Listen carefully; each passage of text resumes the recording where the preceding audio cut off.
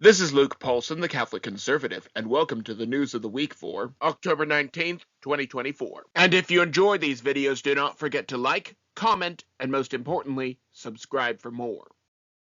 The Mechazilla. While government agencies like NASA focus heavily on initiatives for equity and inclusion, the private sector is charging forward with groundbreaking achievements. Musk's SpaceX recently showcased its Mechazilla system in action, in one of the most dramatic and high-stakes launches to date.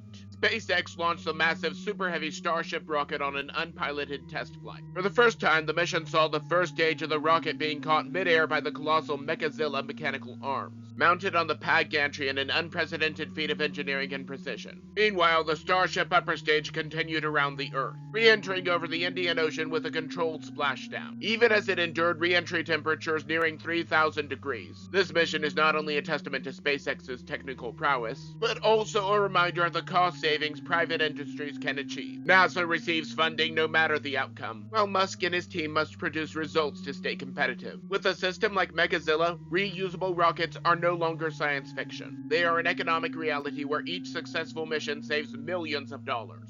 While Musk's team continues to demonstrate the potential of private innovation, the situation on the ground in the U.S. is growing more dire, particularly in North Carolina. A helicopter attack. Despite the ongoing disaster in North Carolina and the people's desperate need for aid, FEMA has not only dragged its feet but actively blocked attempts at private assistance. Disturbing footage has emerged of a Black Hawk helicopter, government-operated of course, targeting and shooting privately donated aid intended for hurricane victims. It is a devastating confirmation of Ronald Reagan's famous words. I think you all know that I've always felt the 9 most terrifying words in the English language are, I'm from the government and I'm here to help. In North Carolina, it is not just apathy we are witnessing. It is an alarming level of hostility toward private efforts to support fellow Americans in need. This troubling intervention is indicative of a larger pattern where federal agencies seem to be more invested in control than in helping the very people they are meant to serve. So how do you define it? Well, the way I would define the deep state is an increased willingness by more and more government civil servants to pursue political objectives rather than stand up for the values of the institution they're a part of. They are not neutral. They're not politically neutral.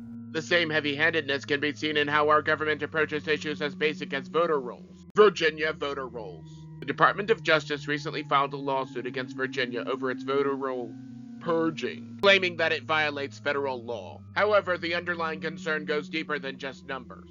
If non-citizens cast ballots, it questions the legitimacy of our elections. Under the right circumstances, it is technically legal for these illegals to vote in local elections. But it's more complicated for local races. Ballotpedia lists 17 municipalities that allow non-citizens to vote. Of those, a Verify analysis found 13 permit some undocumented immigrants to vote in certain local elections, including DC, San Francisco, Oakland, and 10 municipalities in Maryland. So, yes, undocumented immigrants are allowed to vote in some local elections. We must consider the influence local elections can have, not by directly appointing federal leaders, but by positioning allies within local elections. George Soros did not try to get an attorney general. He worked in local elections to get district attorneys that favored his views. As elections approach, this is more than just a procedural issue. It is about the integrity of our entire voting system. Fortunately, President Trump has already vowed a mass deportation plan if re-elected, to restore a system where only real Americans determine American elections. While the integrity of the voting system is under legal scrutiny, the world of science is facing its own battle over integrity, as researchers push back against retractions on life-saving studies. Scientists sue over retractions. Several scientists have launched lawsuits against medical journals after their research on the abortion pill was denied publication, effectively stifling their findings on the pill's severe medical risks. Recall how Amber Thurman crossed state lines to obtain the abortion pill and lost her life, a devastating consequence of denied data that may have saved her. She did not even seek the pill for a medical emergency. She simply wanted to kill her twin children. The retractions not only harmed the reputations of the scientists involved, but also silenced crucial safety information for women who may face fatal consequences as a result. In a world where even scientific findings are subject to censorship, personal choices including those about family and diet can also come under fire. As such, I take you to Italy. Italy arrests vegans.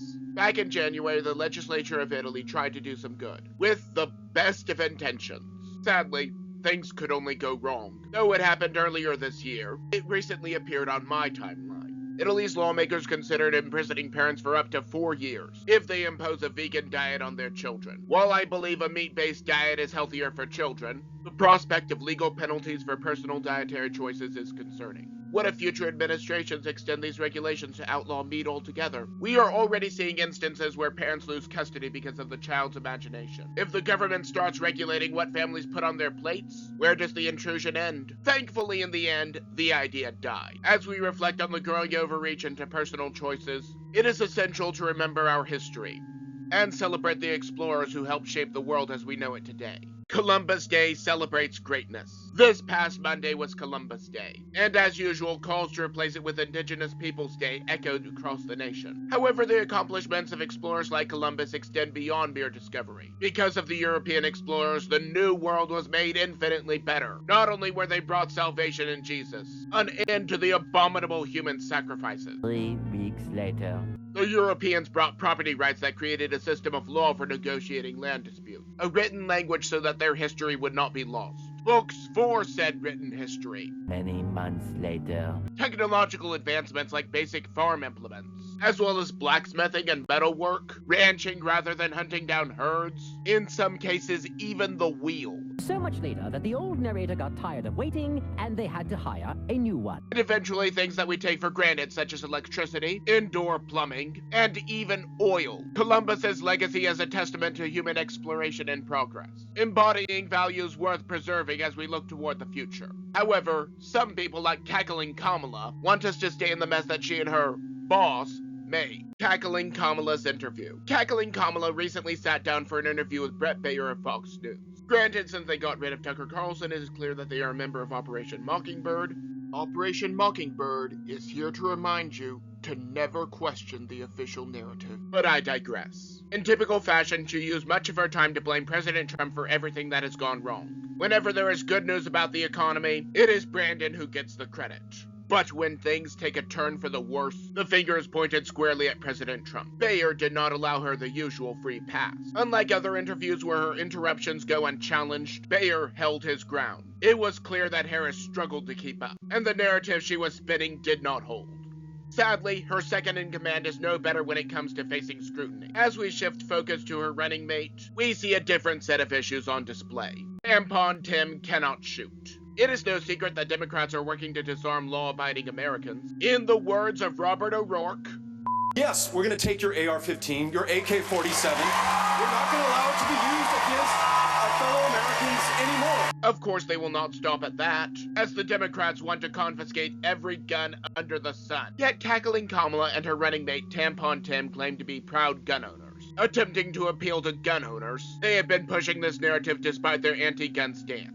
However, Tampon Tim's recent photo op with a hunting rifle shows the truth. Unable to operate even a basic hunting rifle, he fumbled through the demonstration. This is a man who supposedly carried weapons of war, yet failed to perform basic handling of a civilian weapon. The reality is that he abandoned his brothers in arms when they went overseas. It is all a political show, and if I have anything to say about it, this is one show that will not be renewed. Maybe I'm just blowing smoke. Maybe I'm completely off my rocker, but that is just my opinion. And do not forget to like, comment, and most importantly, subscribe for more. But before you go, on the left I have last week's video, but you may also enjoy the video on the right.